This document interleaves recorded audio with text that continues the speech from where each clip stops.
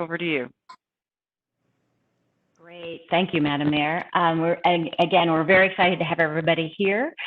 We want to take the opportunity to hear from our organizations that we've been working with very closely. I'll ask if City Administrator Wally Bobkiewicz would like to say hello first. Thanks, Jen. Really just want to say a quick hello and really thank you and the Vision Partner members for all the good work that you've done over the last several weeks. We have had good working relationships, I think, among the various organizations over the last many years, but certainly the events of the last 90 days or so have really brought us even more closer together. So thanks to all for their leadership and look forward to the rest of the day. Great, thank you, Wally. So as mentioned, this is the first annual Business Leadership Forum. We actually planned this event before COVID-19, coming together with our business vision partners is what we're calling them. And I'll ask people if they have not muted, if they can please do that. I'll try to do that on the side here as well. And so we plan to get together to talk about the economic development portion of the strategic plan and what the other Vision Partners organizations will be doing to assist businesses in 2020. But instead, we've, of course, been focusing on the business response and recovery due to COVID-19. And it has been a fabulous partnership between our organizations. And so this Business Leadership Forum really is a culmination of our work in the last few months and our work that we plan to move forward. So I would like to, we're going to have an introduction from each of the business organization leads for the Vision Partners. And so the Vision Partners include Downtown Issaquah Association, the Issaquah Chamber, Gilman Village Merchants Association, Issaquah Highlands Council, and Visit Issaquah.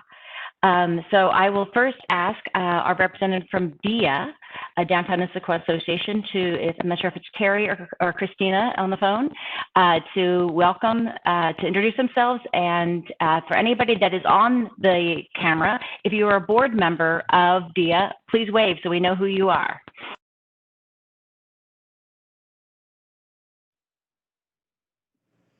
Hey, Christina, I know that you're on the phone.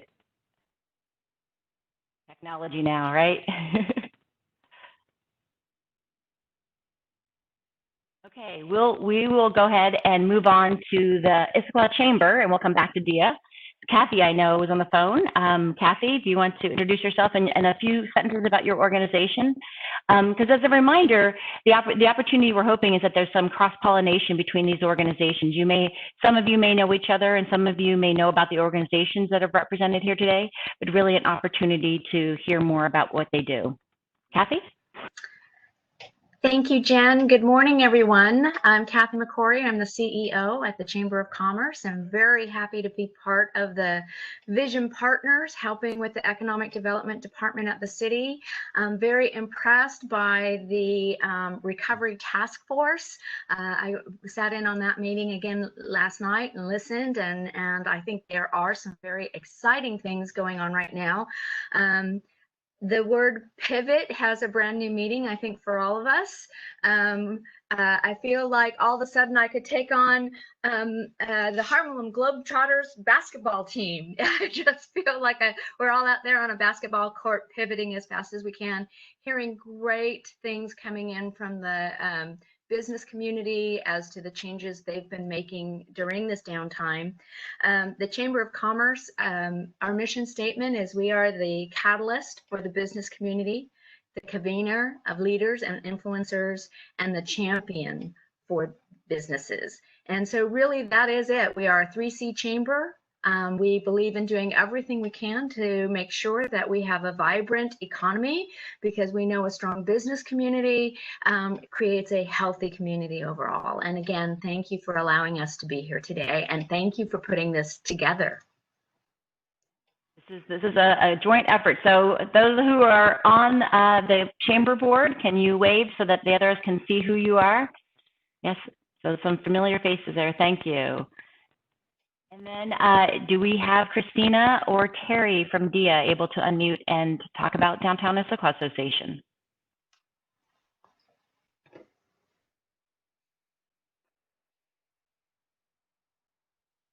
Okay, we'll move on. So Christy, I see you because you're waving because you also are on the chamber board. So Christy is with the Issaquah Highlands Council. Christy? Good morning, everyone. This is a really exciting opportunity to have so many great leaders, see so many great faces, and recognize Kimberly Kapestein from our Board of Trustees at Highlands Council, and Sarah Hoy, the Executive Director of the Issaquah Highlands Community Association. Jeff Walker is a Highlands resident, Lindsay Walsh from Issaquah Highlands, and I don't know some of the other phone numbers. I'm not sure how many other trustees were able to call in today, but we are at Highlands Council. Our mission is to build community in Issaquah Highlands and work in collaboration with the greater community. And so it's been a real honor to be a member of this Vision Partners team with the City of Issaquah, and really tap into the expertise that Highlands Council brings around communications to add to the conversation about economic recovery and messaging and how we come back into a new normal. So I just want to say thank you for the opportunity, and look forward to hearing more this morning. Great, thank you, Christy. And yes, Christy has been, as she mentions, a great addition to our group. Working on thinking about the messaging and how we involve our community residents. But we also, I know, have some representatives from the Grand Ridge Plaza from Regency on the line as well today. So we are very excited to be connected to all of our business organizations, property owners, et cetera. Next, I'll ask Beth from Visit Issaquah to introduce herself and her organization. Beth? Good morning, everyone. I'm Beth Javins. I'm the Executive Director with Visit Issaquah. And I want to thank Jeff Walker, Kathy McCory, Will Parkinson, Ron Fall, and Fab Rosayet for attending our meeting this morning. We are the destination marketing organization that works on behalf of the community of Issaquah to build and create the brand that attracts visitors to the area. And that includes history, outdoor recreation, the arts, lodging, dining, and everything that's hospitality related. We have been an active participant in the Vision Partners group for the last 5 months, working with all of our partners, and very eager to continue that dialogue going forward. So thank you very much. Great, wonderful. Okay, one more try for Downtown Issaquah Association, and then if not, we'll go ahead and move on.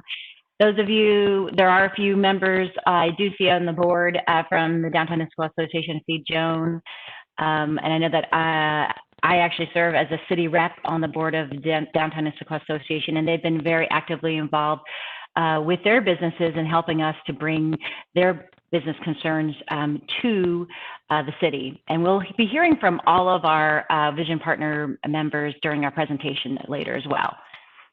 Jen, this is Christina. Can you hear me? Yes. Oh, wonderful.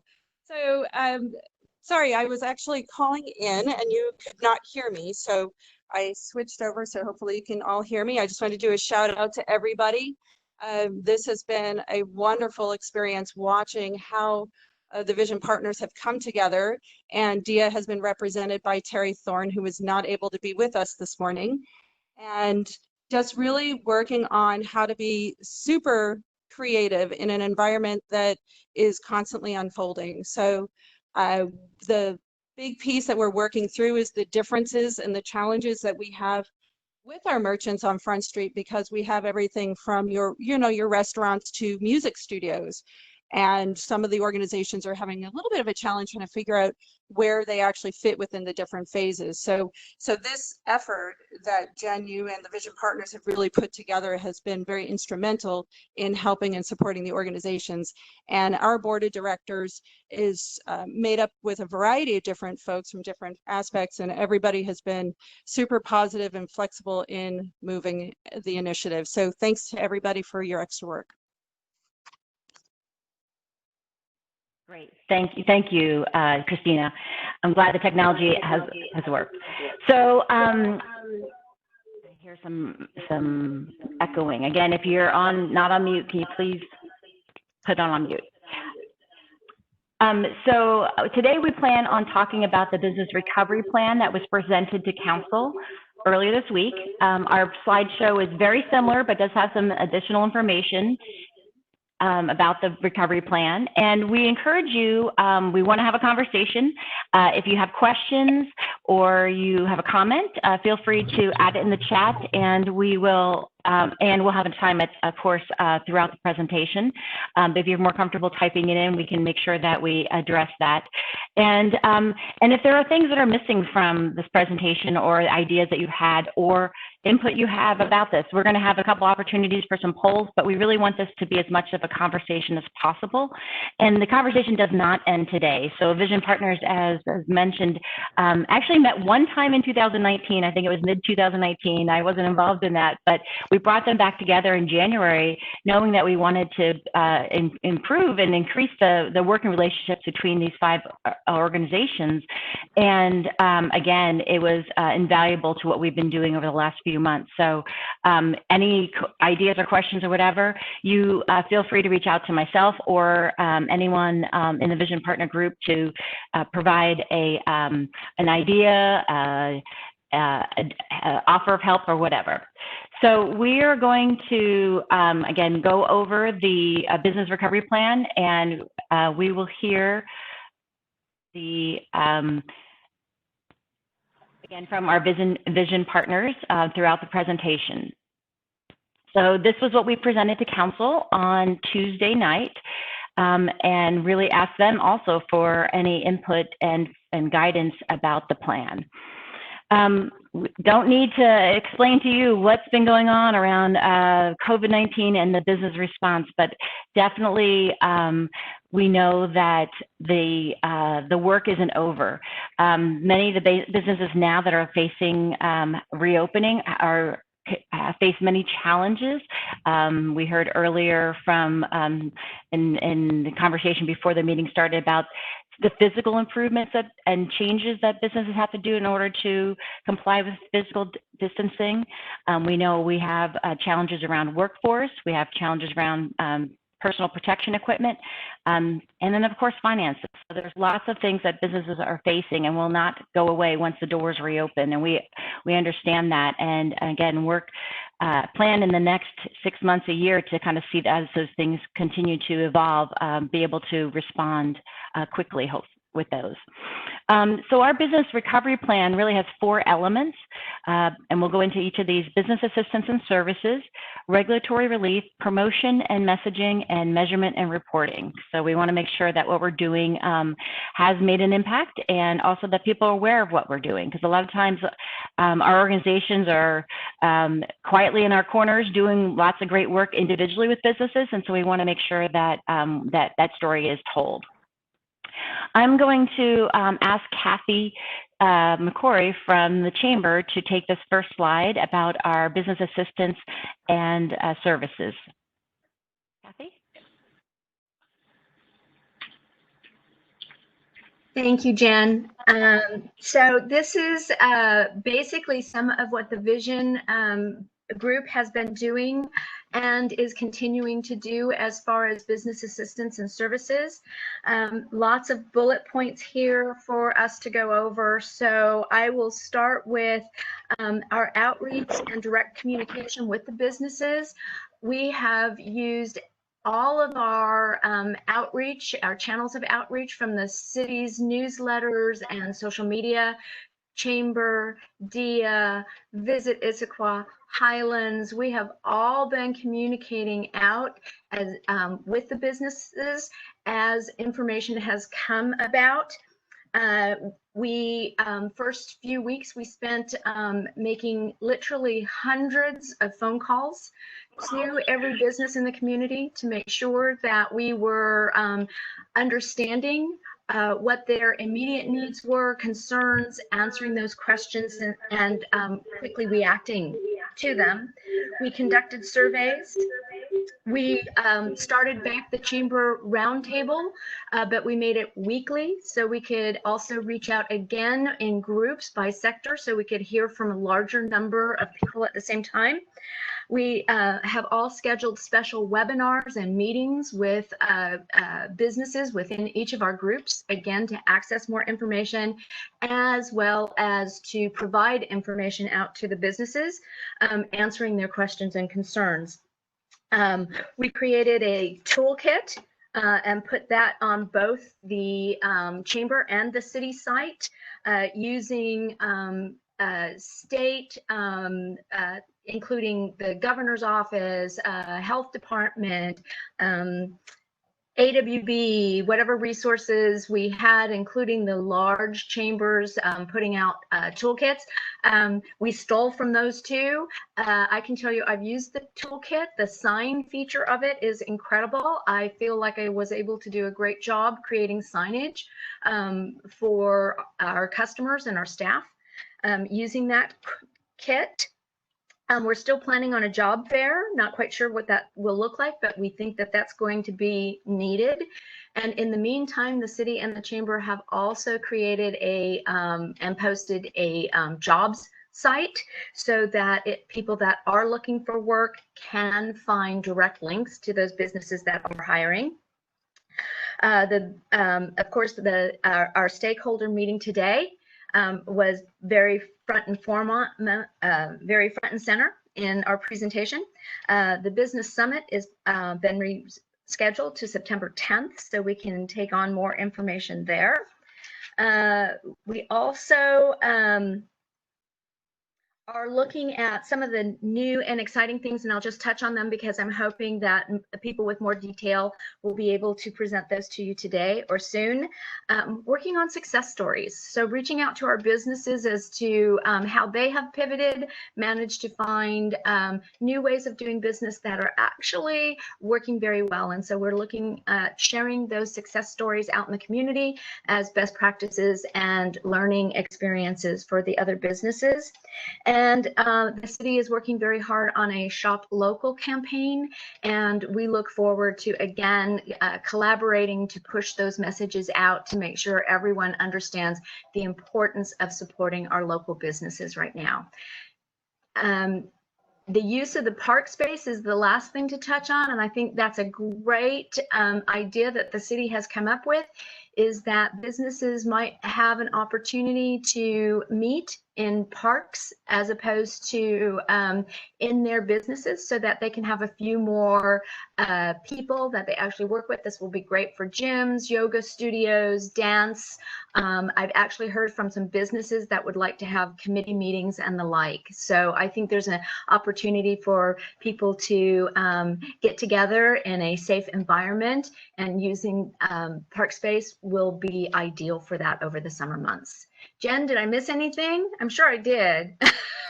Oh, this is the meat and potatoes, the crux of what we've all been doing, and so we had no doubt that there's something that wasn't mentioned. But thank you, Kathy, for sharing. And when she says we, it is really a we. So all of our organizations have been out there talking to businesses at various stages. The one thing I will mention is that the city has invested some resources in a business advisor. So for no cost for businesses to work one-on-one with a professional business assistance person, and that is through our Startup 425 organization or program that we've been involved in for the last 5 years with Eastside City. So encourage you to visit the site if you want to find out more information. The site also has information about webinars and other business resources, but throughout our Vision Partners websites, we have business resources in each of our websites. The next topic we'll be talking about is the direct economic assistance. And so, again, we have a little bit of feedback. If anybody wants to mute, if anybody needs to mute, please do. So we're looking at what we can do to provide direct economic assistance to businesses. We are talking about a business grant program. Direct support to Village Theater because of the amount of impact it has on our downtown inner city as a cultural institution and a city gem, and lodging tax distributions. So first, we presented this idea on Tuesday to council, and was really looking for direction and feedback if we wanted to pursue this. So there's nothing planned as of now, but we're in the works of talking about what that may look like. So some other, you may have heard about the Washington State small business grant program that happened earlier that was offering grants to small businesses up to, I believe it's 10 employees and less, and up to $10,000.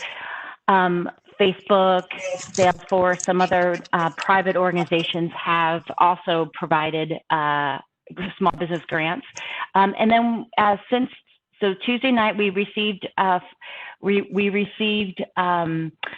guidance from the council to pursue looking at this more as an option. So one of the things that we want to look at is make sure that, because we have 3,500 licensed non-home-based businesses, and we want to make sure that what we're doing in this, providing this grant, is impactful for the business and makes sense for the times. And so we're in the process now of looking at some other cities that just recently started a grant program, Snoqualmie and North Bend. Shoreline is announcing or releasing their small business grant application today. And I've also heard of 2 other cities that are working on them in Kent and Renton. So we're working together to kind of identify the best practices and make sure that we are good stewards of our public dollar. And one of the things, so I'm going to try a poll for those who are calling in. I'm sorry that you won't be able to take it, but I will send it out later, and you can add in your 2 cents. As we look at all of the needs that businesses have, we recognize we're not going to be able to provide business grants to all 3,500 or all 500 that may apply, or however many. So we need to be clear about what criteria and what ranking we're putting to those criteria. Some of the information that's asked on the on other in other grant applications includes questions about the number of jobs that will be lost, the percentage of income that's reduced. Did you receive other resources, so either through the SBA or another grant program? Your inability to operate, so some businesses were able to stay open or partially open or fully open. And how do you intend to use the funds? Are you paying back rent and other expenses? Are you looking to invest in PPE and other needs to change for business operations? So I put on the poll right here some of those things, and just asking, if you had to rate the top 3 most, if you're weighting these are all important factors, but if you had to weight the top 3, which ones would you look at? So we'll leave that poll open for a minute, and again, this is our first time doing the poll, so we'll see how that works, and then I'll share that with you as we move on here. So again, so here some general criteria we've gathered from other places. So we could look at limiting to the employee size, so either 10, 25, or what others have done. Making sure that there's some longevity in businesses. We're not looking to support startup businesses at this time. We're looking to retain our businesses. Obviously have to be located within the city, and some other grants have given priority to brick and mortar businesses versus home-based businesses. So again, things that we will see if we want to pursue that. And then just making sure the business is in good standing. Do they have a current business license? Are they up to date on their taxes, et cetera? So those are some of the things, and I will go ahead and share with the attendees the poll results. Now, I don't know, can you guys see that? I don't, yeah. Okay, so I may have to figure out the technology and share that after the meeting, but it looks like the poll results, the top vote getter is no answer, is inability to operate during this time, and number of jobs lost, and the likelihood of closures. So again, I'll send this out to the poll to the group, and you can think about this. And if there's any input you have, it would be really helpful as we go back to council on the week of the 22nd to propose a program and talk about criteria and how we determine the grant applications. Other things that we're going to be doing moving forward is looking again at potential direct financial assistance to Village Theater. We know that they are an economic engine, not only for our downtown, but our city. We have resources through the Arts Commission and lodging tax funds that could potentially be used for that. And we're going to be calling together the Lodging Tax Advisory Committee and probably in the beginning of July to talk about how, if there's any use of our current fund balance, and then how we address future revenues, because we know that fund is actually has been impacted by reduction of income, and we want to make sure we support the hospitality industry with the resources we have. I'm going to take a pause, and are there any questions or comments that people would like to make at this time about any of this, the direct business, the direct economic assistance or business assistance?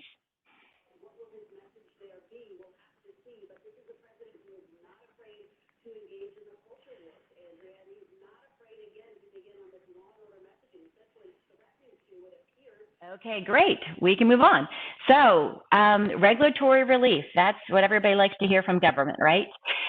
So we as a city recognize that early on that we do not want to get in the way of businesses as they are adjusting their business operations and finding new ways to do business.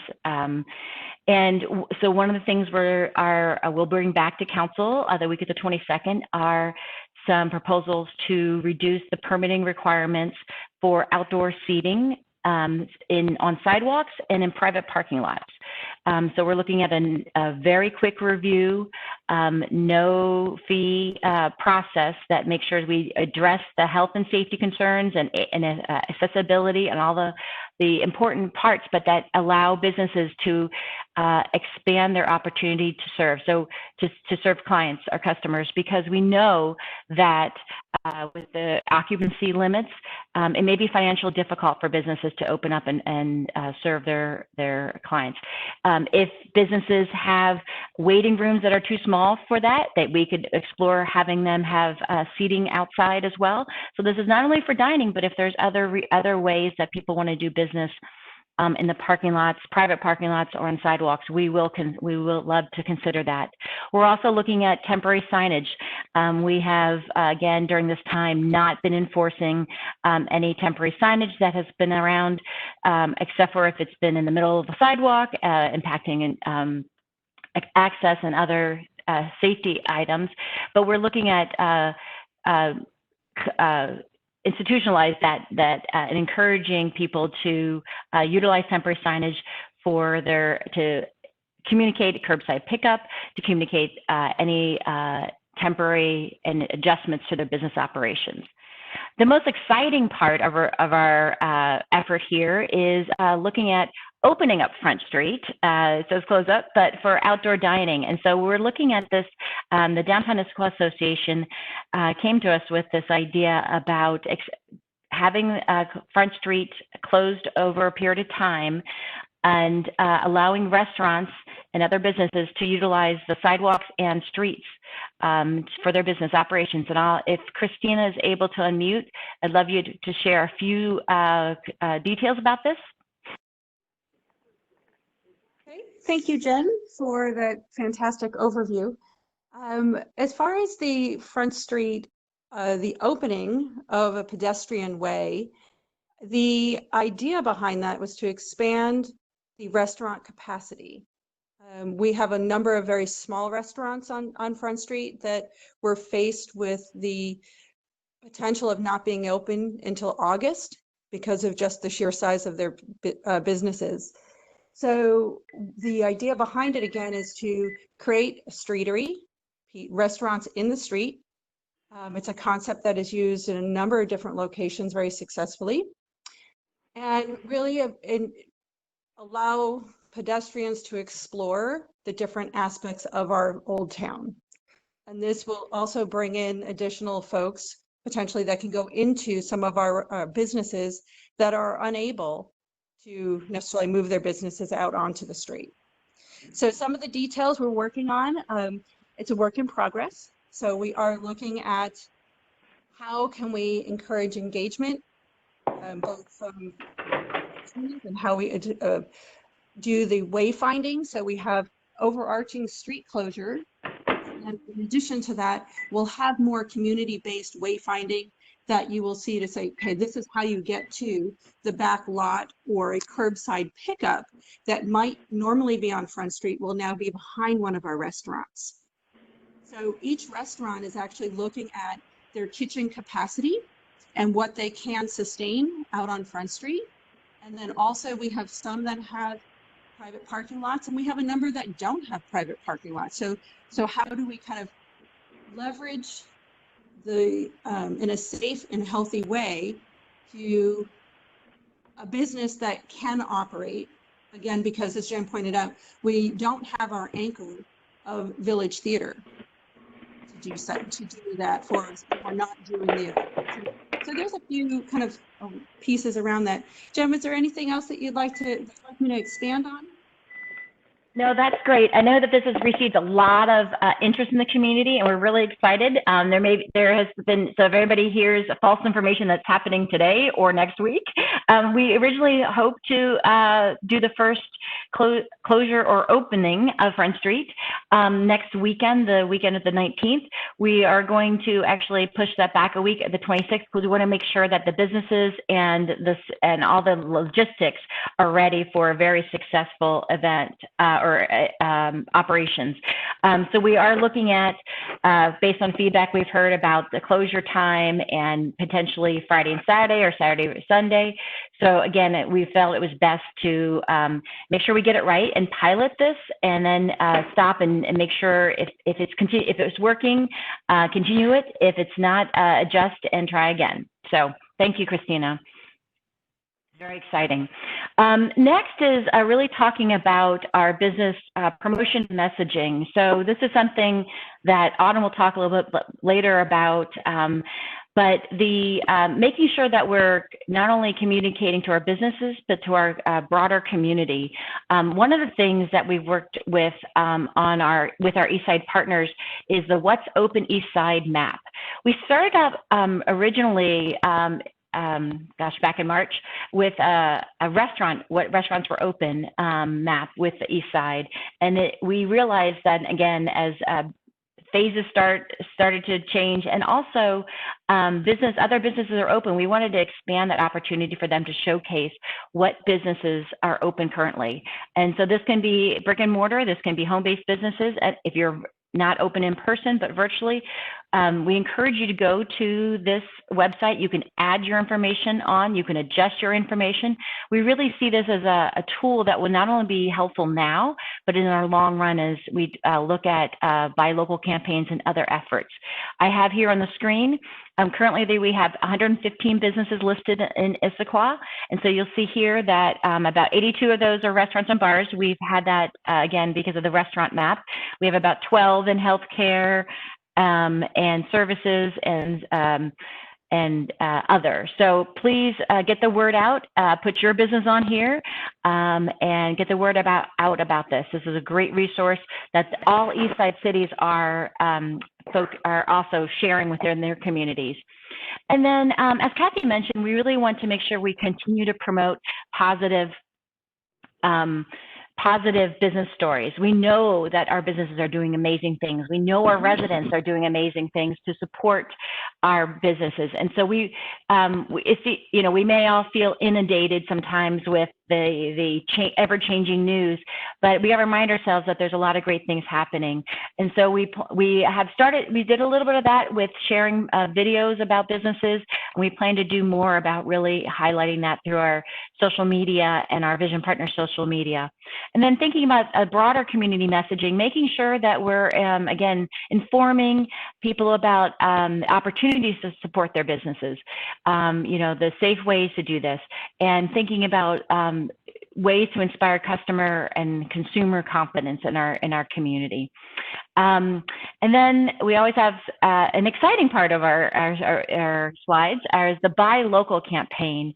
And so Autumn is going to talk about this effort that has come together really quickly, again, based on what we've heard from feedback from businesses and our vision partners. So Autumn?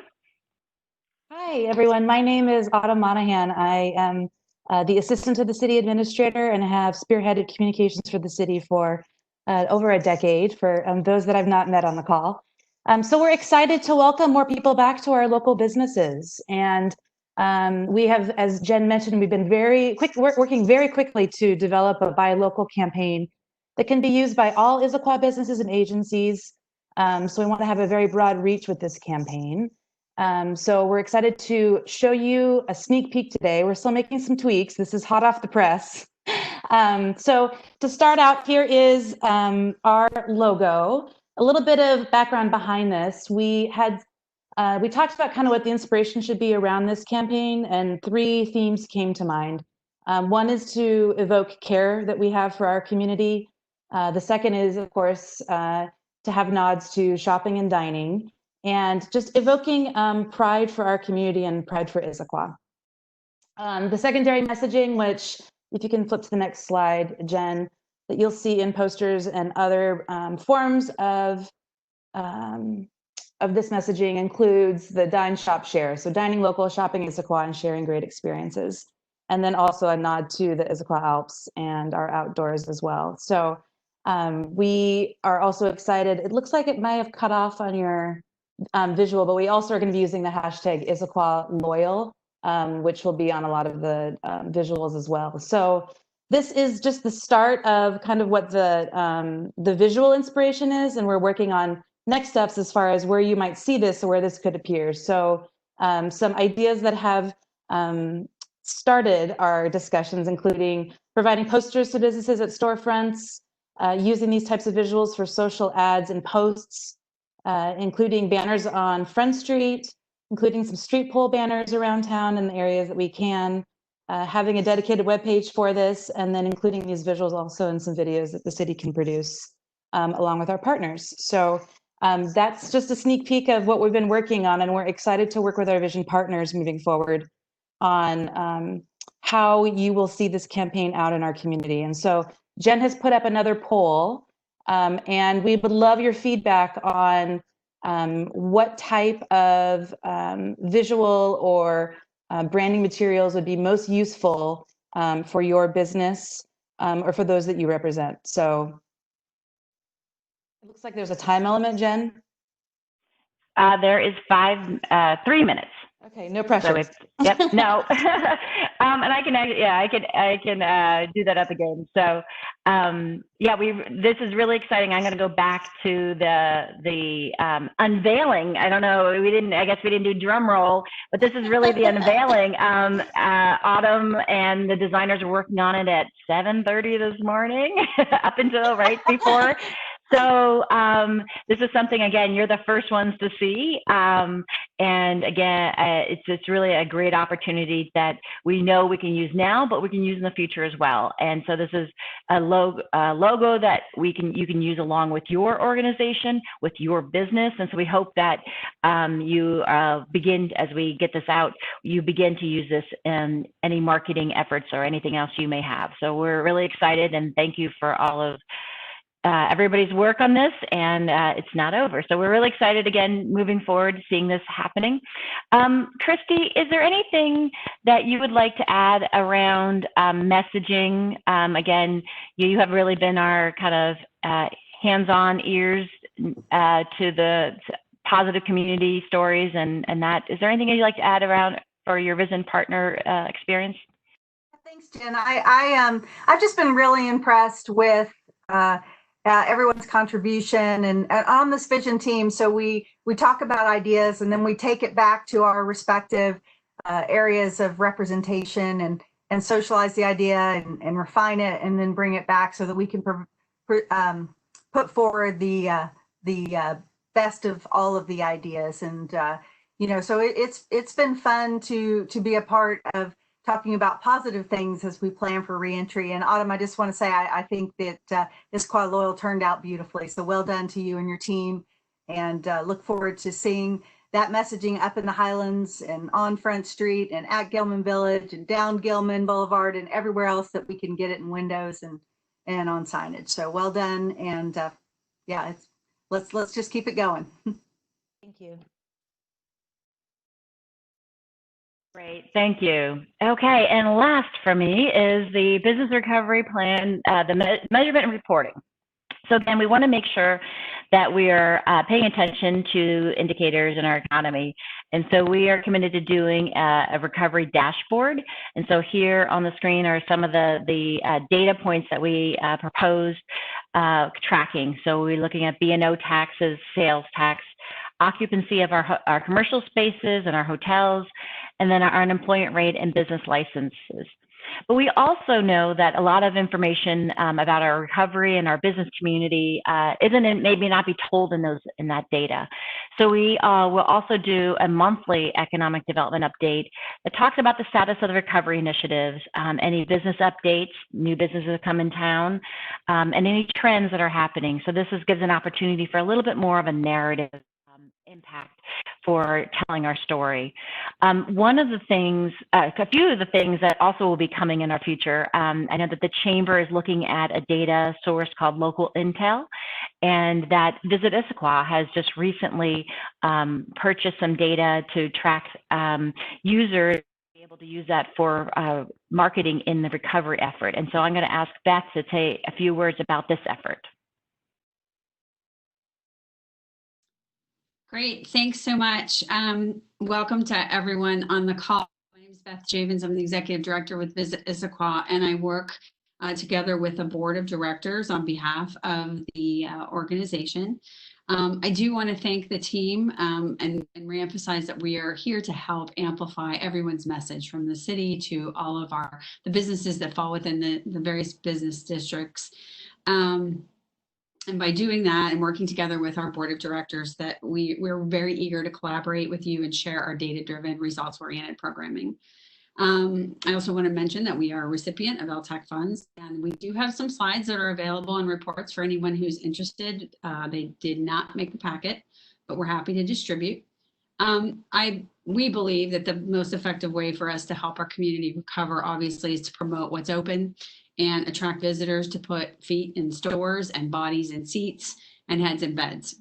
That's what DMOs do.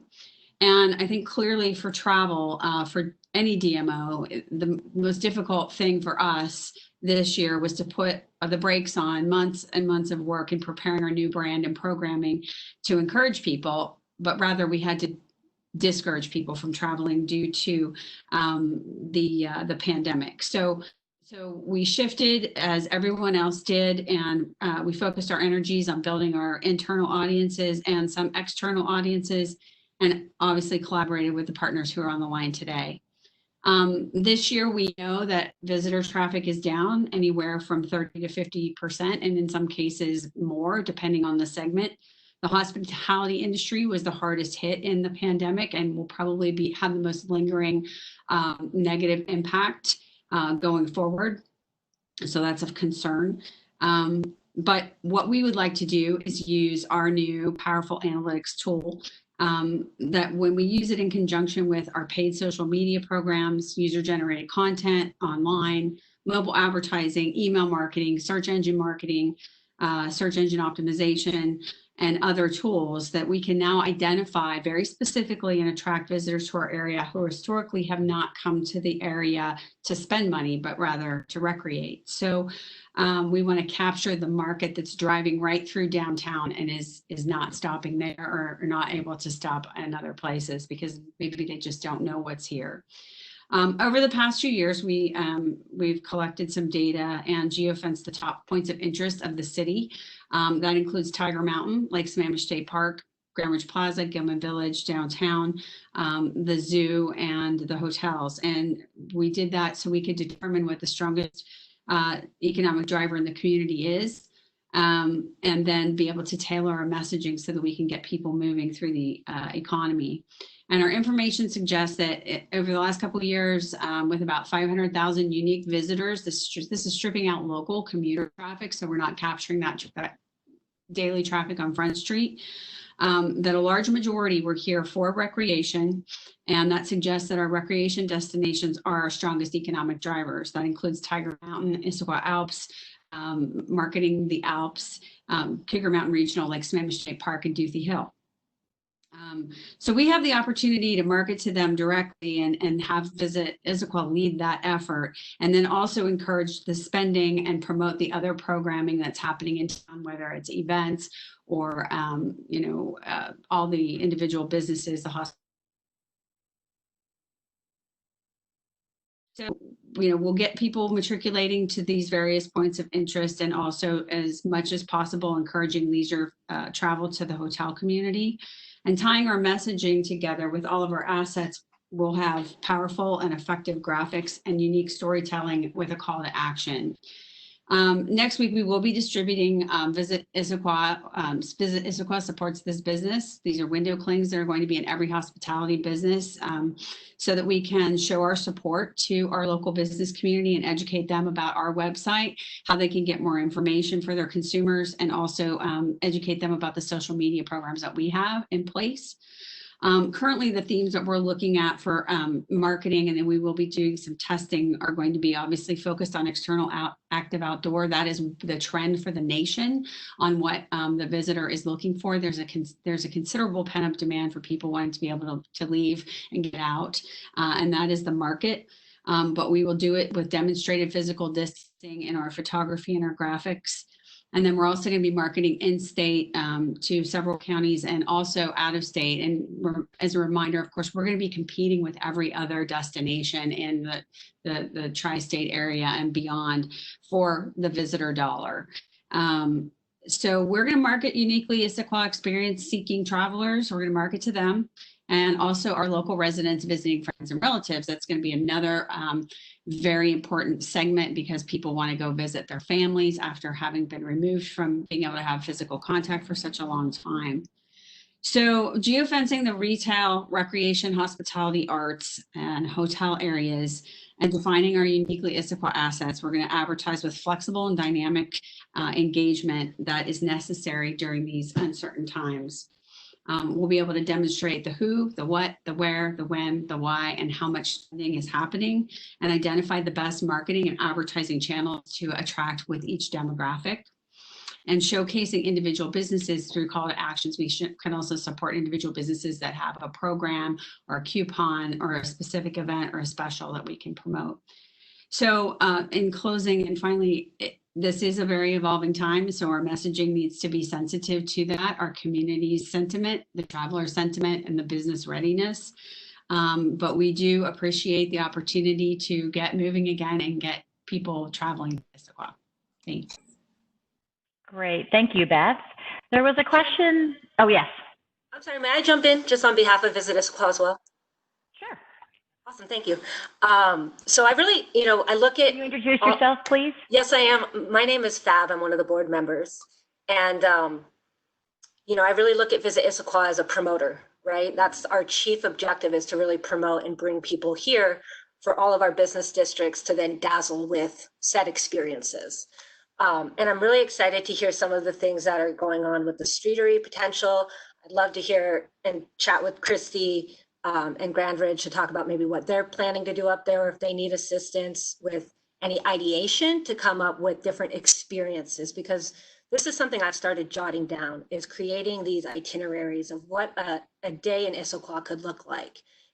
Starting here at 10 a.m., getting a bike, which is something that I'm looking into for the community, that you could rent a bike, putz around, go tour some of the attractions. I saw that message pop up, go to Fish, go to the museums, get a map, we'll stuff your backpack with some snacks and drinks, and off you go. And then, grab some lunch at said location, and then bike on over to the lake and trade your bike in for a paddle board and paddle for a little bit, and then get your bike back and come back into town. Have some dinner and go home. And if you are so inclined to stay the night, which I think is a mixed sentiment right now, but we're hopefully can build towards that. You know, stay the night, and guess what? You can do something just like that all over again tomorrow, because we have so much here to do. So I'm working on some kind of what I call itineraries like that just from living in Issaquah and trying to take advantage of everything it has to offer can paint a picture for people about what it is they can do here and make it really turnkey, because I think a lot of people prefer that, and make it exciting and special and different and better than what anyone else around us is doing. And so working together with our producers, who I look at Dia as a producer, right, of downtown activities and events. Christy and the Highlands Council, producers. Of course, everyone's a promoter. We all need to promote. You can't ever have too much promotion. But, you know, they really have a lot of experience and capability to produce activities and events in their district. And then Gilman Village, of course, like linking up with them to figure out where they need support and how we can curate an experience unique to their space and bring people to them along this journey of exploring and experiencing Issaquah. But so, you know, with Visit Issaquah, for us, we really want to be that promoter, right? We have the analytics, we have money, and we want to use that money to bring people here, customers, because that's what we're all here to do, is to how can we get more customers, right? And that's the best way to save our community and to help our businesses, is to bring them customers. You know, short-term loans, grants, those are good, but those don't solve the fundamental problem. And this is how we're going to do that. And we're going to do it and take advantage of the summer, because this is our peak season and we can't look ahead to what will COVID do next. We just have to deal with what we have in front of us and the opportunities we have, and hopefully make an impact this summer. And, you know, we all know winter's harsh as it is without COVID. So, you know, what can we do to build our coffers up to then help, you know, elongate our business longevity and lifeline for as long as possible. That's all. Well, that is just fabulous, and everybody's making fabulous comments on the chat. Would anybody else like to add or ask questions or suggestions around that topic?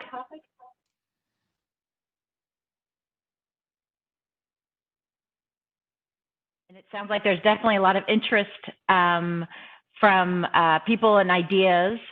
So that's something, again, so Visit Issaquah. They have a website, that's information is on there.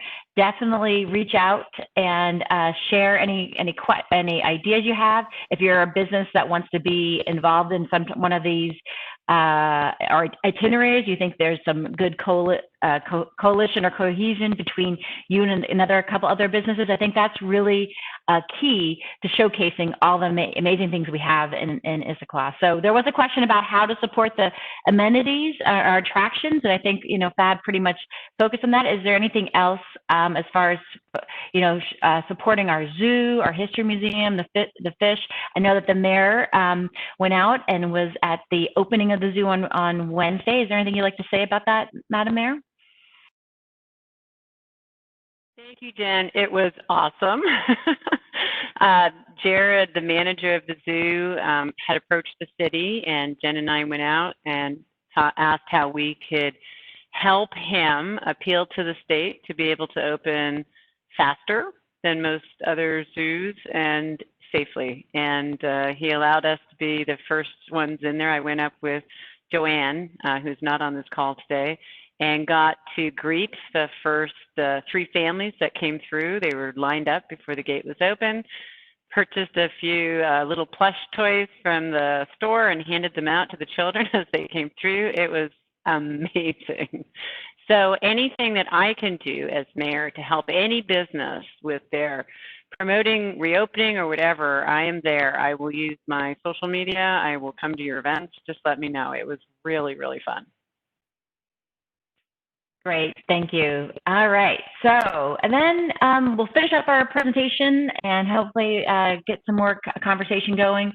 So timing and next steps, we're really looking at the items we talked about today mostly are in the next few weeks. So we will, we kicked off the logo today, and we'll be starting working on the marketing campaign with our partners. And then we'll go back to council the week of the 22nd to talk about the regulatory relief and also the the business grant information, and then we're looking at the closures or the opening of Front Street for the weekend of the 26th. And then beyond that, again, we'll be calling together LTAC and having some more information conversations about how we look at our fund balances to help support the recovery efforts and start tracking that. So I am going to stop talking and hope that we can have some comments, questions. Did we miss anything? Is there something that you feel is important that is more important than something else? I'm going to kind of open up that. You can type it in the chat. You can unmute yourself and speak. So, Jen, this is Kathy McCory. I have a question. Looking at the schedule and seeing that regulatory relief goes before City Council on the 22nd, I believe it was. Could we potentially start reaching out to restaurants in the rest of the city now, letting them know that this is coming so that they can work on their expansion, outdoor expansion areas, their maps, getting their the other processes going so that they can look at streeteries opening for them at the same time as downtown?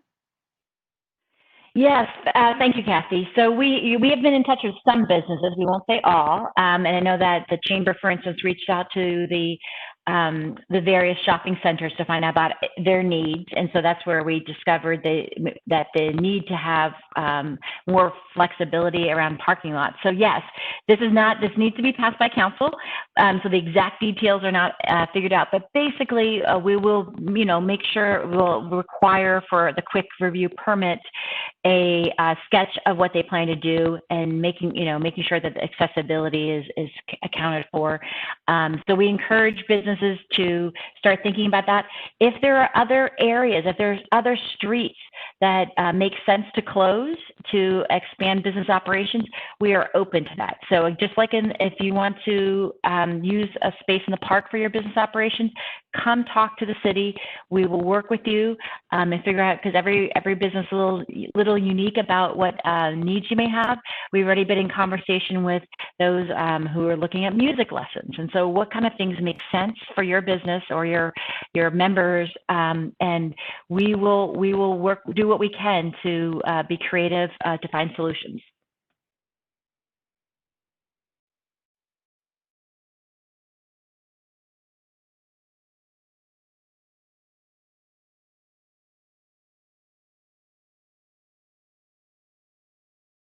Okay, so I'm looking at the chat, and I see that someone asked, how can we help the city in their efforts, supplying additional data or input when necessary?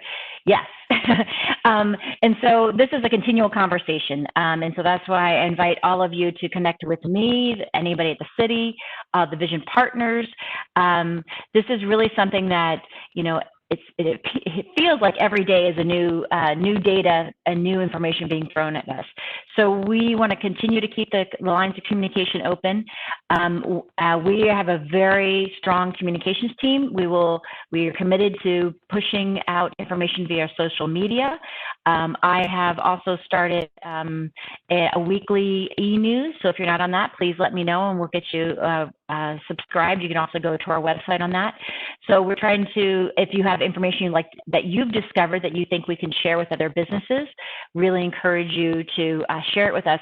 And don't be shy, because people are like, well, I'm not sure if you've seen this before. It's amazing how much new information is out there, and we want to rather hear about it twice than not at all. And it looks like Mayor Pauly has a comment. Thank you, Jen. I would love to challenge this group to come up with some metrics on recovery. So I've been working with nonprofits on food security. And between those nonprofits that are either providing meals, groceries, or basic necessities like soap and diapers and all the rest of it, they have come up with some metrics that show the difference between how they used to provide their service, how they're providing their service now, the increase in the need, and it's on a brand new dashboard that our Human Services Coordinator has put together, brought back to the group and discussed. We realized there was one key financial piece was missing, so we're tweaking the dashboard. I get to take stuff like that to our congresswomen. I get to send stuff like that to our state representatives. Those dashboards with numbers that show, and I don't know what your metrics would be because I do not own my own small business, but if you had revenues and expenses and some of the polling that Jen was doing here, if you can figure out as a group how you want to track where you were, where you are, so that I can use that information to lobby for additional business support, for another economic assistance package, whatever. So I don't know what it would look like, but I could, Jen could definitely share what we're doing on the food security side, but that is powerful for me. That, I tell you, the Congresswoman eats that up, her staff uses it. That would be very, very helpful for me. Thanks, Jen. Great. Does anybody have any ideas initially of how you think we could track that for our sector? I know that there's been a few surveys, the Chamber's done some surveys, and our Greater Seattle Partners, which is our regional economic development recruitment organization, did 2 surveys. And so hopefully many of you have done that survey. We haven't received the data back for Issaquah businesses for the second survey, but definitely will be something that we'll be watching. Any comments? It looks like Councilmember Walsh has a comment. Hi, my comment's actually on something separate, so I don't know if anybody has a response to metrics and dashboards. Okay. Great. Yeah. So if anybody has any comments or has seen other cities, other states, and data that, again, that is good to collect and is impactful and tells the story, we'd love to hear it. Again, don't have to, today's not the only time you can tell us. If you think of some other things, see some other things, please let us know in the future. Okay, Councilmember Walsh, I'll let you go ahead and change the path a bit. Okay, well, I'm going to take Mayor Pauly's challenge idea further. This idea for closing Front Street and having that open area came from the business community, came from someone in DIA downtown in those conversations. And I would challenge you that you guys obviously know your businesses better than we at the city do.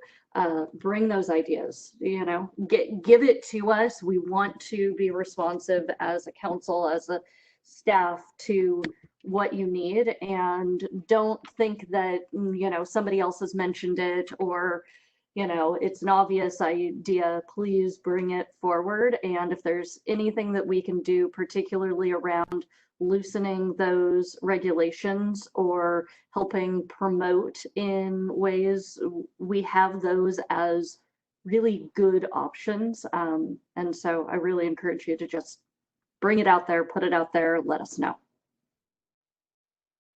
Great, thank you. Yeah, so thank you. And right, so this is not us and the Vision Partners sitting in the room thinking of these ideas. This is all coming from connections directly with businesses and ideas.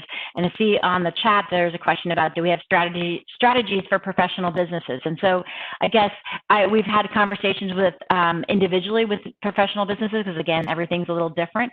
I have heard in other cities where, again, they're offering the opportunity for a professional business that they need, or doctor's office that they need to have, if they're in a pedestrian area where they have a sidewalk in front of them and they need to expand their waiting area because they need to have less chairs because they're 6 feet apart.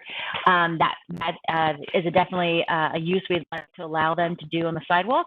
But we look to the professional businesses to ask us, or to share with us what their concerns are, their creative solutions, and we can work together. So I wouldn't say we have a program or a campaign for professional services, but we have worked individually with quite a few of them. So if there's ideas around that, we'd love to hear more. And then there's a question about including nonprofits. So we have our human services program, works a lot with nonprofits and is working on sharing data. So we kind of have two paths of cross-pollination of data. So anytime there's information out there about that's helpful to businesses or nonprofits, we share that back and forth. So if again those of you in the meeting today see anything that is creative that the nonprofits are doing and you think businesses should do, please let us know. Any other questions, thoughts? How come you don't, or how can we do this?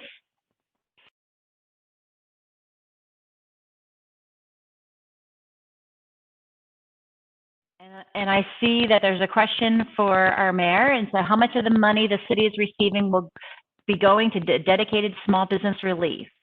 And so Mayor Pauly, if you'd like to address that. Sure. Don't know. And I don't mean to say it lightly because I understand how painful this is for you, but the administration will make a proposal to council on a way to allocate these funds to meet a bunch of competing needs.